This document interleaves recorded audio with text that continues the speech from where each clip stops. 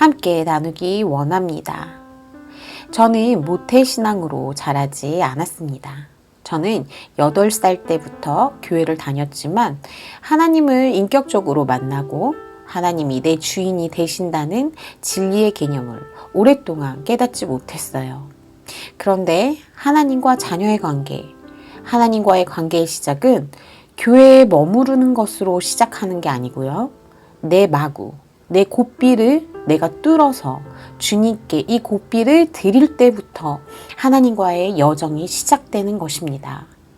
교회를 다니고 예수님을 그냥 입술로만 고백하는 예수님이 계시지 이게 아니라 실제 내 삶의 주권을 주님께 드리려고 하는 마음이 불일 듯 일어날 때부터 하나님과의 간섭과 여정이 시작되는 것입니다. 내가 나의 뜻과 나의 삶을 위하여 하나님을 나의 도우미로, 또 내가 어려울 때 나를 도와주시고 나를 건져주시는 분, 내가 필요로 할 때 하나님이 나에게 오시고 내 필요가 끝나면 하나님이 필요 없는 그런 신앙생활을 한다면 하나님을 볼 수 없고 예수님을 만날 수 없어요. 말씀 방송의 본질에 대해 나누려고 합니다. 하나님께서 우리를 자유의지를 갖게 지으셨습니다. 우리 안에는 하나님께서 간섭하지 않으시는 저희의 고유의 영역이 있어요. 이것을 자유의지라고 합니다. 하나님께서는 이 영역을 간섭하실 수 있으시지만 간섭하지 않으십니다. 그 권한을 우리에게 허락하셨어요. 그것만 주면 어떻게 되겠습니까? 인간들이 자기 마음대로 하겠지요. 그래서 하나님께서는 저희를 하나님이 아니고는 평안과 만족을 누리지 못하게 지으셨습니다. 이것을 증명하는 일들이 많습니다. 글도 모르고 문명도 없는 아프리카 같은 곳에서도 제단을 쌓고 피조물로서 신을 의지하고 인간이 할 수 없는 영역에 대해 어떤 존재가 있을 거라고 믿고 그 대상에게 절하고 제사를 지내요. 지금 우리 문화를 보면 누굴 찾습니까? 배트맨, 슈퍼맨, 많은 구원자와 의를 나타내서 어려운 사람을 도와주는 절대적인 공의를 베풀어 줄 자를 찾습니다. 드라마를 보면 어때요? 다 사랑 이야기예요. 어떤 남자가 최고의 사랑을 보여주나요? 자기 목숨을 내어주고 사랑하는 여자를 살리는 사랑을 보여줘요. 가장 극한 사랑이지요. 자기를 내어주고 사랑하는 여자를 다른 남자와 살게 하고 자기가 대신 죽는 지경을 보여주고 있어요. 문학을 통해 알 수 있습니다. 세상 사람들이 구원자, 절대자를 얼마나 많이 갈망하는지요. 사실은 그가 누구입니까? 예수 그리스도이십니다. 여러분들이 하나님 외에 다른 것을 쫓고 살았을 때 얻어지는 것들, 풀과 꽃은 시드는 것이기 때문에 영원한 기쁨을 줄 수 없고, 또 여러분이 하나님 외의 것을 택하셨다면 하나님보다 더 사랑하는 것으로 인해 반드시 고통을 당할 것입니다. 여러분이 하나님보다 자식을 더 사랑하면 자식과 싸우게 되어 있어요. 여러분이 하나님보다 남편을 더 사랑하고 부모를 더 사랑하면 그들과 싸우게 되어 있어요. 이것이 성경의 원리입니다. 하나님은 우리의 주인 되어 주시는 분이십니다. 내면의 만족은 하나님으로부터 오는 거예요. 아이들이 많은 것을 취하는 것으로 목표를 삼고 그것을 성취하면 기쁨을 누리며 살지만 이 아이들이 결국 무엇을 가질 때 온전한 기쁨과 화평을 누립니까? 바로 하나님 한 분이십니다. 하나님은 인간에게 있어서 가장 극한의 문제를 해결해 주시는 분이세요. 인간의 가장 큰 문제는 무엇입니까? 죽음입니다. 그래서 많은 철학자, 과학자, 진리에 목말라 했던 과거의 많은 사람들이 그들은 최고의 지성인이었음에도 불구하고 결국 어떤 문제에 도달하나요? 나는 어디로부터 와서 어디로 가는가? 이것이 인간에게 가장 큰 문제예요. 초등학교 2학년 아이들과 큐티하면서 아이들에게 제일 두려운 게 무엇인지 물었더니 아이들이 죽음이라고 답했어요. 10 중에 7이 죽음이라고 말했어요. 아이들도 고민하는 거예요. 대부분의 사람들이 죽지 않고 싶어 해요. 또 죽음에 대한 두려움 때문에 어떻게 됩니까? 이 땅의 삶이 전부인 것처럼 여기고 살죠. 이 땅의 삶이 전부인 것처럼 살면 어떻게 됩니까? 양보를 못해요. 이 땅의 삶이 다인데 어떻게 양보를 하겠어요? 그리고 돈이 없으면 큰일 납니다. 이 땅의 삶이 전부니까 여기서 잘 살아야 한다고 생각해요. 이 땅의 삶이 전부라고 생각하는 사람들과 이 땅, 이 세상 이후의 삶이 있는 것을 인식하고 영원한 나라를 바라보고 사는 사람들의 차이는 삶에 대한 가치와 판단의 기준, 그리고 취하는 것들이 전적으로 다릅니다. 하나님께서 말씀하세요. 행복의 궁극적인 조건이 뭐라고 했나요? 절대자, 영원하신 분, 변하지 않으시는 분, 돈도, 지위도, 권력도, 내가 지닌 모든 것들은 다 변할 수 있고 저를 둘러싼 환경도 다 변할 수 있지만 하나님께서는 영원히 변치 않으시는 분이에요. 영원히 변치 않는 분과 영원한 관계를 이룰 때 만족과 기쁨 그리고 안식을 누리도록 인간을 지으셨어요. 요한복음 14장 6절을 읽겠습니다. 예수께서 이르시되 내가 곧 길이요 진리요 생명이니 나로 말미암지 않고는 아버지께로 올 자가 없느니라. 아멘. 예수님 말고는 하나님께로 올 자가 없다고 말씀하십니다. 사도행전 4장 12절 말씀. 다른 이로서는 구원을 받을 수 없나니 천하 사람 중에 구원을 받을 만한 다른 이름을 우리에게 주신 일이 없음이라 하였더라. 아멘. 오직 예수님 한 분으로 하나님과 소통하고 하나님과 만날 수 있습니다. 이제 이 기본적인 진리와 저희가 살아내려고 하는 신명기 6장 4절에서 9절 말씀이 무슨 관계가 있는지 이제 말씀으로 살펴보도록 하겠습니다. 신명기 6장 4절부터 9절까지 말씀. 이스라엘아 들으라. 우리 하나님 여호와는 오직 유일한 여호와이시니 너는 마음을 다하고 뜻을 다하고 힘을 다하여 내 하나님 여호와를 사랑하라. 오늘 내가 내게 명하는 이 말씀을 너는 마음에 새기고 내 자녀에게 부지런히 가르치며 집에 앉았을 때에든지 길을 갈 때에든지 누워있을 때에든지 일어날 때에든지 이 말씀을 강론할 것이며 너는 또 그것을 내 손목에 매어 기호로 삼으며 내 미간에 붙여 표로 삼고 또 내 집 문설주와 바깥문에 기록할지니라. 아멘. 이스라엘아 들으라. 우리 하나님 여호와는 오직 유일한 여호와이시니 너는 마음을 다하고 뜻을 다하고 힘을 다하여 내 하나님 여호와를 사랑하라.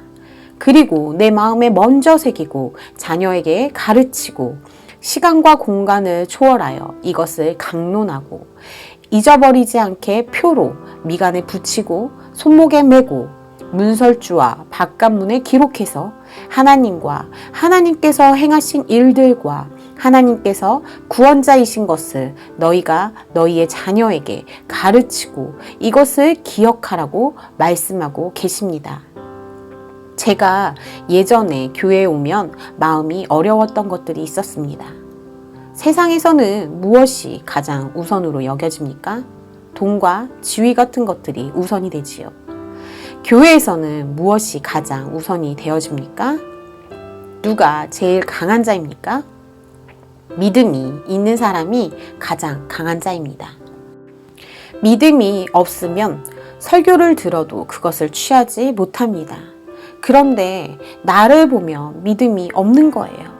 저는 이것이 얼마나 고통스러웠는지 모릅니다. 교회에 오면 사람들이 막 간증을 해요. 삶이 열리고 문제들이 해결돼요. 어쩔 때는 나는 믿음이 없어서 이 일들이 나에게는 일어나지 않나 싶은 마음이 들었습니다. 하나님이 나를 사랑하시지 않는 건가 하는 생각에 정말 고통스러웠습니다. 나는 하나님과 무관한가? 그런 생각도 들었고, 또 솔직히 말하면 하나님이 계시는가에 대한 생각도 들었습니다. 다른 사람들을 보면 하나님은 계시는데 말이지요. 그럼 하나님은 나를 사랑하지 않는가? 이 본질의 문제가 저를 정말 괴롭혔고, 이 문제로 저는 시달림을 받았습니다. 교회 안에서도 이방인 같았고, 그렇다고 세상에서도 마음대로 살지 못하는 세상에서도 이방인이었습니다. 그런데 하나님이 어떠한 분이신가를 알게 되었어요. 사랑, 믿음, 용서, 이처럼 보이지 않는 것들은 하나님이 사랑하시고 하나님이 귀하게 여기시고 계세요. 주로 보이지 않는 것들입니다.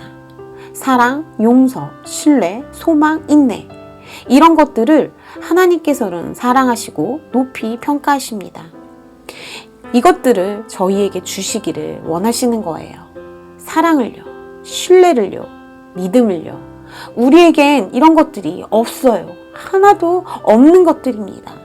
선은 저희에게서 나올래야 나올 수가 없는 것들입니다. 이 말씀은 정말 강력한 말씀입니다. 명령입니다. 사랑하라. 명령에는 명령자의 권세, 능력, 그리고 그 사람의 힘이 들어있습니다. 대통령이 명령하면 다 해야 해요. 나라에서 이건 나라의 법이야. 너는 이것을 해야 해. 세금을 내야 해. 처벌을 받아야 해. 라고 명령하면 그 권세가 명령 가운데 임해서 이것을 해야 합니다. 명령에는 당위성이 있습니다. 다시 말씀으로 돌아가서 이 명령을 누가 지시하셨나요? 하나님이십니다. 이 말씀에 있는 사랑하라와 새기라, 이 두 명령의 연관성이 없다고 생각하기 쉽고 실제로 이 말씀대로 살아내기 어렵다는 생각이 들 수 있어요.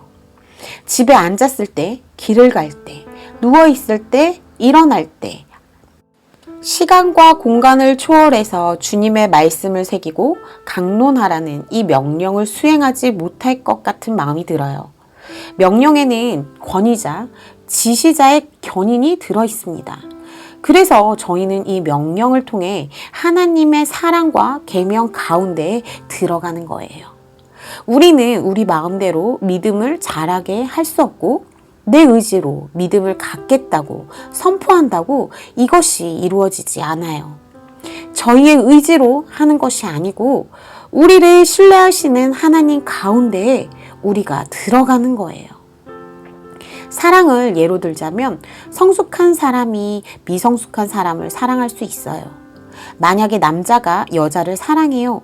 그럼 처음에 남자가 여자의 마음을 얻기 위해서 모든 걸 참고 잘해줘요. 성숙한 사랑을 보여주면 여자의 마음이 움직여서 그 큰 사랑을 가진 남자, 성숙한 사랑을 가진 사람 가운데 들어가고 나중에 아내가 되어요. 그리고 이 아내는 어떻게 되나요? 남편보다 더 큰 사랑을 이뤄내곤 해요. 이게 사랑의 원리예요. 큰 사랑을 가진 자에게 미성숙하고 나약한 존재들이 흡수되고 그 사람 가운데 성장이 일어납니다. 우리에 대한 하나님의 놀라운 신뢰, 선악과를 맡기시고 생명나무를 맡기셨어요. 그리고 예수님을 보내시는 사랑과 신뢰 가운데로 우리가 들어가는 것입니다. 신명기 말씀에서 대상이 누구였습니까? 마태복음 말씀에 오리를 가자고 하면 십리를 같이 가주라는 대상이 누구입니까? 여기에서 십리를 같이 가주니까 오리를 가달라고 하는 사람이 유익을 얻는 것처럼 보이지요. 이웃을 사랑하라 하면 내 것을 내줘야 하니까 이웃이 나보다 더 유익할 것 같지만 하나님의 법은 이게 아니에요. 궁극적으로 누굴 위한 거예요? 말씀의 법을 시행하는 사람에게 주어지는 은혜와 유익이 가장 큽니다. 학습 효율성 피라미드를 통해 설명해 볼게요. 진리, 지식 등 어떠한 것들을 습득할 때 여러 방법에 대한 효율성을 비율로 나타낸 그림이에요. 효율성 5%의 학습 방법은 듣기입니다. 여러분, 지난주 주일 설교 기억나시나요? 제목 기억나시나요? 생각나지 않지요. 저희가 들은 것들의 95%가 나가버려요. 10%는 읽기예요. 성경 읽는 거 기억나세요? 10%밖에 남지 않아요. 보면서 듣는 시청각 수업은 20%이고요. 시범 강의 보기는 30%, 집단 토의는 50%, 실제 해보기 75%입니다. 효율성이 가장 높은 학습법은 가르치기입니다. 그럼 신명기 말씀은 자식을 위한 건가요? 아닙니다. 여러분을 위한 거예요. 여러분을 위한 말씀이에요. 그런데 이것을 다른 사람에게 맡기면 어떻게 되나요? 여러분은 살지 못해요. 하나님을 알지 못하게 되는 거예요. 신명기 말씀은 표면적으로는 다음 세대를 향한 하나님의 명령으로 보이지만 1차적으로 하나님께서는 우리 자신, 우리 세대를 향해 말씀하시고 계세요. 말씀 암송을 해야 하나요?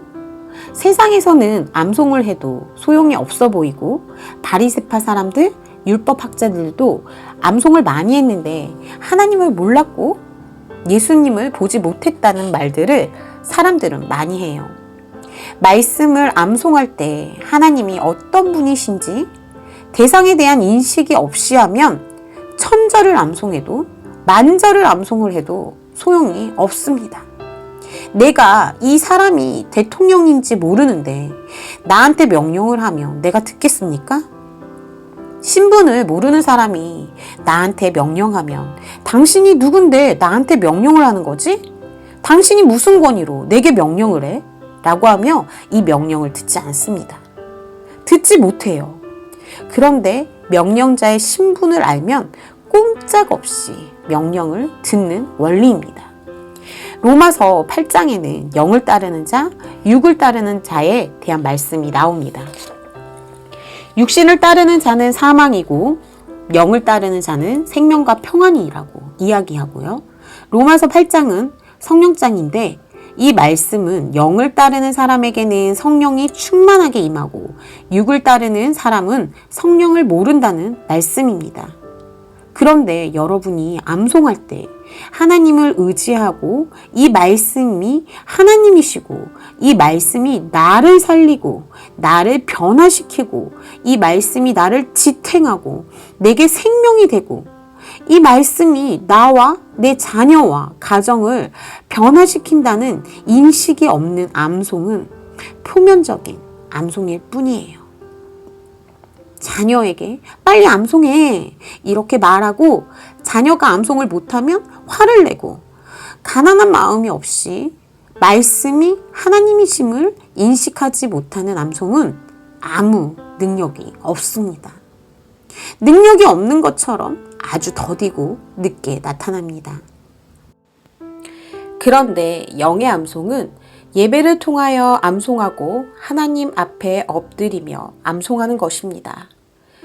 이 영의 암송은 위경에서 나를 건지시고 주님을 알게 하시고 가리워진 것을 벗어지게 하시며 주의 영광을 보게 하시고 주님의 능력과 권세가 나에게 임하게 됩니다.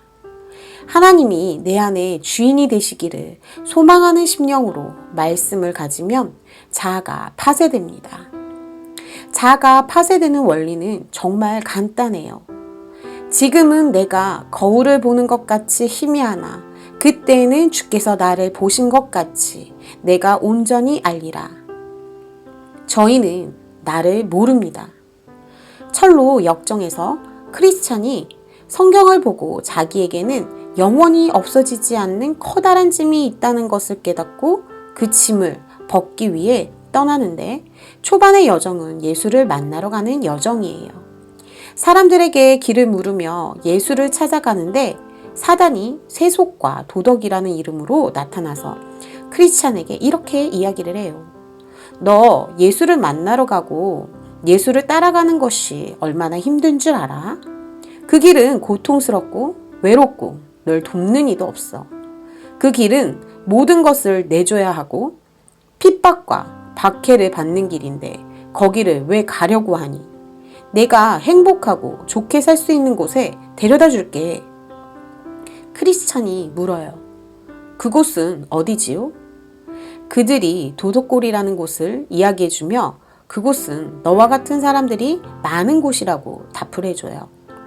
그리고 그 도덕골이 나오는데 그곳의 리더는 율법이에요. 도덕골의 사람들은 법을 지킬 수 있을 만큼 적당히 지키고 살고 모두 등에 큰 짐을 메고 적당히 착한 사람으로 적당히 살아가요. 크리스찬이 그 모습을 보고 있는데 복음을 지닌 전도자가 나타나서 그런 모습으로는 영원히 구원받지 못한다고 꾸짖어요. 지금 교회 다니는 사람들의 모습이 어떤가요? 적당히 선하게, 적당히 선한 모습을 지니고 자기가 구원받았다고 착각하고 교회를 다니고는 합니다. 예수를 만나지 않으면 구원을 받지 못하는데 자기 죄를 보지 않고는 예수님을 볼 수가 없습니다. 예수님과 만나고 연합하는 방법은 하나입니다. 내 죄와 마주하고 내 육신을 봐야 해요. 이것은 내가 남편에게, 자녀에게, 이웃에게 나쁘게 대한 것, 내가 나쁜 짓을 한 것, 이런 죄의 부스러기들이 아니에요. 내 육신, 날마다 자라나는 내 육신이에요. 겉으로는 멀쩡하지만 생각으로, 마음으로 짓는 엄청난 죄들을 의미해요. 하나님이 말씀하신 이웃을 미워하지 말고 살인하지 말라는 이 계명을 표면적으로만 지키면 내가 멀쩡할 줄 알았는데 사람을 미워하고 마음속으로 저주하고 질투하고 방종했던 나의 신령 가운데 있는 내 육신의 죄와 만나고 이 죄는 하나님 앞에서 가리워지지 못한다는 걸 깨달았을 때의 고통. 이 고통을 들고 예수님께 나아가야 해요. 이것이 없으면 우리는 예수님을 만나지 못한 거예요. 우리가 암송한 말씀이 내 육신을 보게 하고 내 죄와 나의 실체를 알게 하는 거예요. 내 자아를 내가 깨뜨리려고 하는 게 아니라 말씀이 내 안에 들어갈 때 내 죄와 육신을 보고 하나님 앞에 엎드려지는 거예요. 그러면 저절로 회개가 일어나게 됩니다. 하나님의 말씀은 정말 강력합니다. 오르느니 실족하게 하며 눈을 빼어내버리라고 말씀하시고 거짓말하는 자, 음행하는 자는 불과 유황불에 던져지니 이것이 둘째 사망이라고 말씀하세요. 하나님 외에 다른 것을 사랑하는 자는 주를 보지 못한다고 말씀에 나와 있어요.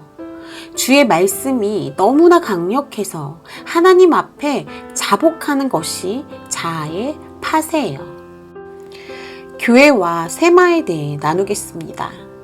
지금 교회 예배는 관람하는 예배예요. 남이 드리는 예배, 다른 사람이 받는 은혜를 나누는 예배. 이런 예배는 내 것이 되기가 힘들어요. 앞에서 언급했듯이 간증을 듣는다고 그 간증이 내 것이 되지 않아요. 어떻게 저 사람은 금방 저렇게 하나님의 응답을 받았지? 내가 무엇을 잘못했나? 하나님은 나를 사랑하지 않으시는 건가? 간절함을 갖고 예배를 드리는 예배의 주체자가 되지 않고 내 안에 진리가 없으면 나는 변화되지 않아요. 지금의 모든 예배들이 성직자 한 사람이 이야기하면 그것을 아멘으로 받아요. 지금 공예배를 부정하는 말을 하는 것이 아니고요. 이것이 예배의 전부가 아니라는 말씀을 드리는 거예요. 그래서 교회가 약화되었어요. 교회가 교회되지 못해서 세상에서 멸시당하고 있어요. 성직자와 평신도가 구분되어요. 중세시대에는 평신도에게 말씀을 갖지 못하게 했어요. 정치와 종교가 연합해서 교회를 세속화하였던 잔재들이 아직도 남아있어요. 큰 교회, 부자들의 교회는 교회가 아니고 기업이에요. 성령의 역사가 일어나기 힘들어요. 교회가 회복되려면 성도들이 힘을 내야 하는데 이는 하나님의 말씀을 가져야 하고 자기 자신이 예배자가 되어야 성도들이 살아나요. 그리고 하나님의 말씀대로 살아내려고 안간힘을 써야 하고 예수님을 만나게 되는 회개가 삶 가운데서 날마다 있어야 내가 교회가 되는 거예요. 날마다 예배를 드리며 자녀에게 말씀을 먹이고 말씀을 갖는 쇠마에는 회개가 있고 하나님의 교회로 세워지는 축복이 있어요. 이 회개의 열매로 우리가 행하는 모든 일에는 선한 동기가 세워지게 돼요. 주여 주여 하는 자마다 천국에 들어갈 것이 아니요 오직 주의 뜻대로 하는 자만이 천국에 들어가리라. 주의 이름으로 귀신을 쫓아내고 전도하고 기적을 일으키는 행위를 해도 어찌한다고 말씀하시나요? 내가 너희를 도무지 알지 못하니 불법을 행하는 자들아 내게서 떠나가라고 말씀하고 계십니다. 너의 선함은 너에게서 나온 거야. 너를 유익하게 하고 너를 높이고 사람에게 보이려고 그들 앞에서 한 기도의 구제와 금식은 내가 받지 않겠어. 그게 산상수훈 말씀입니다. 하나님이 뭘 보십니까? 여러분이 살인하지 않았다고 죄가 없다고 말하는데 내가 사람을 미워했으니 너는 살인자다. 하나님의 새 계명은 우리가 생각하는 것보다 훨씬 더 상위의 것인 거예요. 성령의 다스림을 받는 자.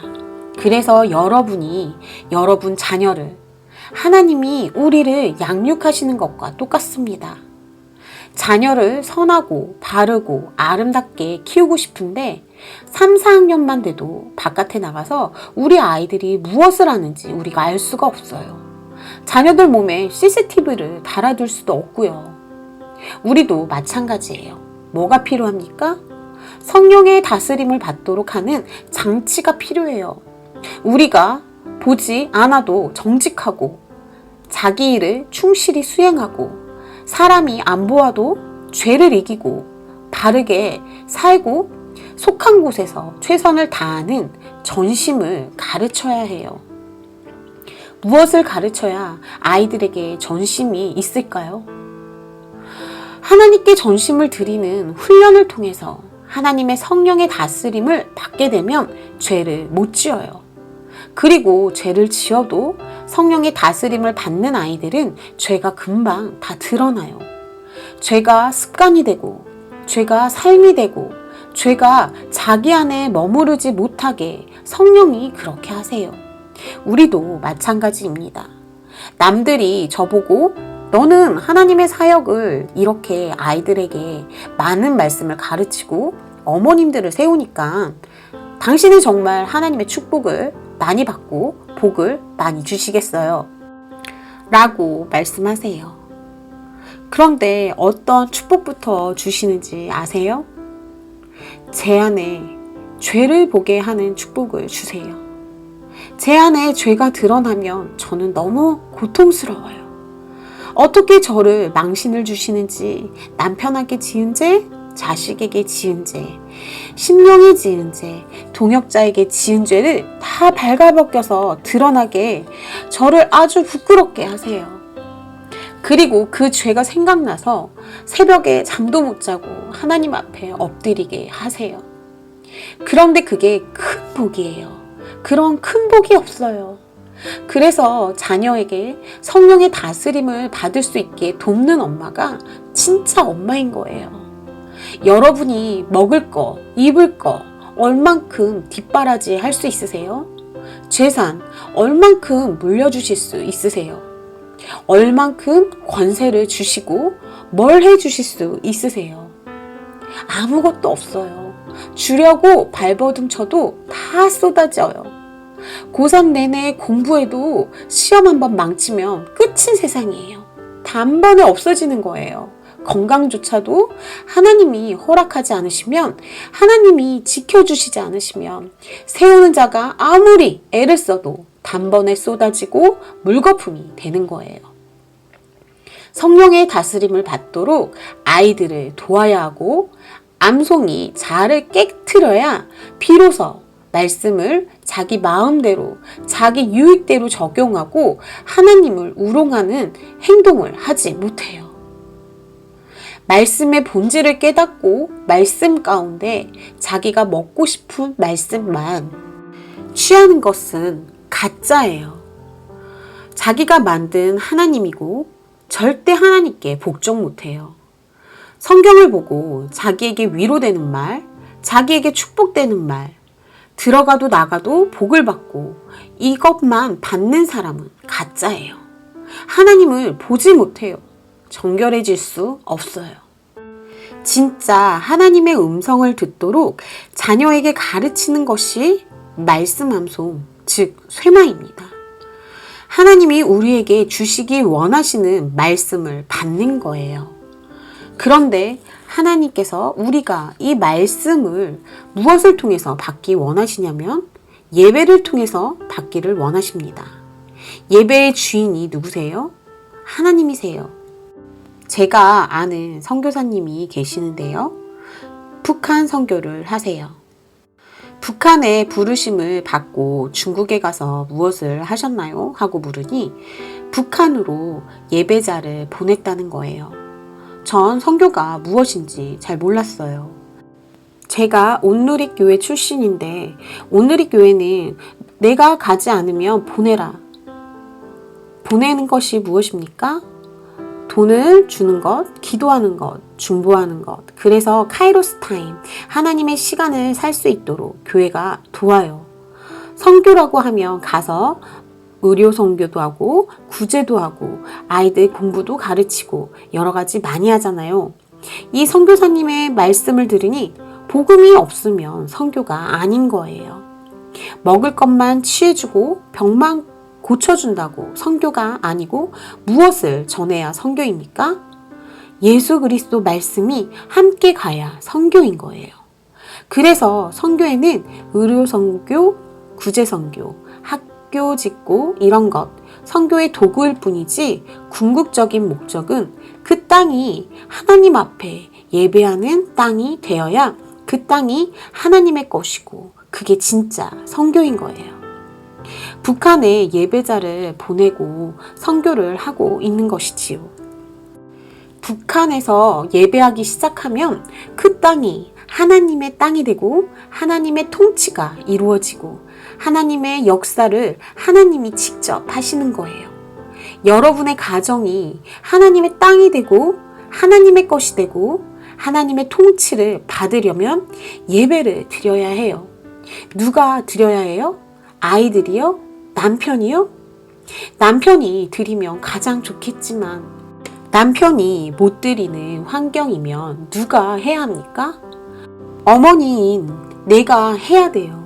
그런데 그 예배의 원리가 히브리서 8장에 엄청나게 자세하게 나옵니다. 히브리서 8장 1절을 읽어보겠습니다.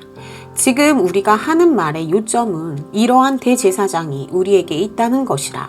그는 하늘에서 지극히 크신 이의 보좌 우편에 앉으셨으니. 이제 앞으로 히브리서 8장 가운데 언약과 예배에 대해 이야기할 것인데 전제가 있어요. 우리가 하는 모든 하나님에 대한 예배의 행위, 말씀을 갖는 행위, 말씀이 하나님이신 것을 인식하는, 예수를 믿는 하나님의 백성들아, 이 모든 예배의 전제는 단 하나다. 대제사장이 우리에게 있다. 대제사장이 누구신가요? 예수 그리스도이십니다. 히브리서 8장 2절부터 7절까지 제가 읽겠습니다. 성소와 참 장막에서 섬기는 이시라. 이 장막은 주께서 세우신 것이요 사람이 세운 것이 아니니라. 대제사장마다 예물과 제사드림을 위하여 세운 자니 그러므로 그도 무엇인가 드릴 것이 있어야 할지니라. 예수께서 만일 땅에 계셨더라면 제사장이 되지 아니하셨을 것이니 이는 율법을 따라 예물을 드리는 제사장이 있음이라. 그들이 섬기는 것은 하늘에 있는 것의 모형과 그림자라. 모세가 장막을 지으려 할 때에 지시하심을 얻음과 같으니 이르시되 삼가 모든 것을 산에서 내게 보이던 본을 따라 지으라 하셨느니라. 그러나 이제 그는 더 아름다운 직분을 얻으셨으니 그는 더 좋은 약속으로 세우신 더 좋은 언약의 중보자시라. 저 첫 언약이 무음하였더라면 둘째 것을 요구할 일이 없었으려니와. 아멘. 제사장은 예물과 제사드림을 위하여 세운 자다. 제사장이 누구입니까? 구약에서 백성들의 죄를 대신해서 제사 드려주고 죄를 사해주는 사람. 그런데 뭐라고 나오는 줄 아세요? 예수께서 만일 땅에 계셨더라면 제사장이 되시지 아니하셨을 것이다.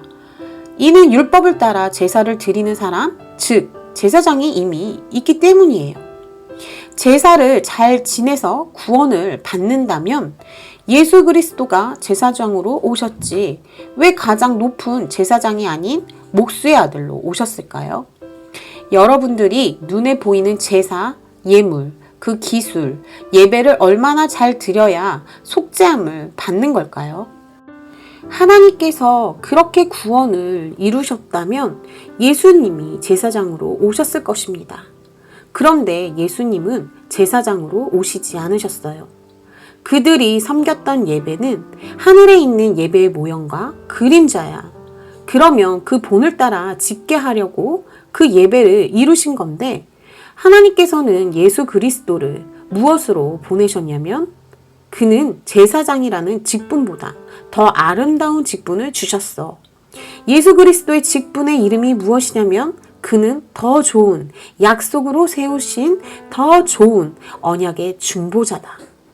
언약의 중보자. 그런데 이 언약이 무엇이냐면요. 첫 언약의 구약의 모세 10계명 율법이었잖아요. 7절 저 첫 언약이 무음하였더라면 둘째 것을 요구할 일이 없었으려니와.